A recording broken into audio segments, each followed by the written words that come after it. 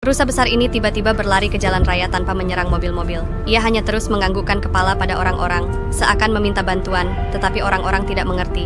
Beberapa bahkan ketakutan oleh rusa besar itu, dan langsung pergi. Kemudian rusa itu mendekati mobil lain. Matanya terlihat gelisah. Seorang wanita mengira rusa itu hanya ingin dekat dengan manusia. Rusa itu seperti menangis dan tidak ingin pergi. Terlihat seperti rusa itu sedang meminta bantuan, sehingga seorang yang baik turun dari mobil, dan rusa itu membawa mereka ke lumpur. Ternyata beberapa temannya terjebak di dalamnya. Betapa cerdasnya rusa ini mencari bantuan manusia. Satu rusa yang kesulitan, sudah terkubur di lumpur, dan mungkin sudah mati. 3 rusa lainnya sudah kelelahan. Jika rusa itu tidak meminta bantuan manusia, mungkin mereka semua sudah terkubur di lumpur. Mereka pun mengikatkan tali di tanduk rusa itu. Semua orang bekerja sama untuk menariknya ke tanah, tetapi rusa ini terlihat sangat lelah. Orang itu dengan cepat memberinya air. Subscribe untuk lihat part 2-nya.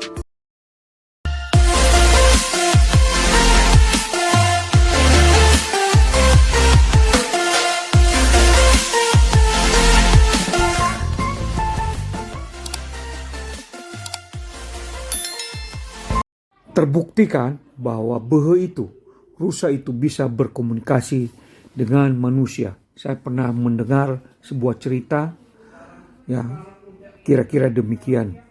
Demikianlah amanat ini terus dilakukan oleh Amada Namegawasa dengan menyuruh berpuluh-puluh orang yang pergi emali manai Binu namada Tuha Jorano.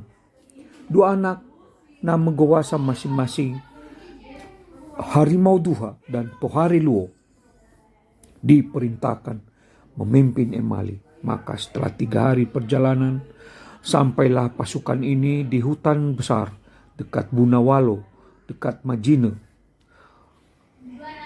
Amada Harimau dan Amada Tohari Luo bertemu seekor rusa besar. Tiba-tiba menjadi buruan mereka yang sendirinya. Pasukan ditinggalkan menyiapkan pondok-pondok di rimba itu. Buruan tersebut mengarahkan larinya yang dapat dilihat oleh Amada Harimau yang sedang minum air. Kemudian sungai itu dikenal sebagai Sungai Mejaya.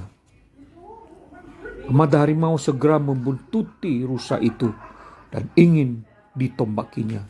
Tetapi tiba-tiba rusa mengipas-ngipaskan ekornya sambil mendekati Harimau Duha.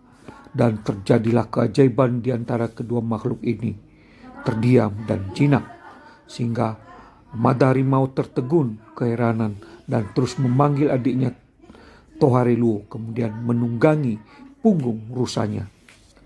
Perjalanan diarahkan sendiri oleh rusa itu, kemudian sampailah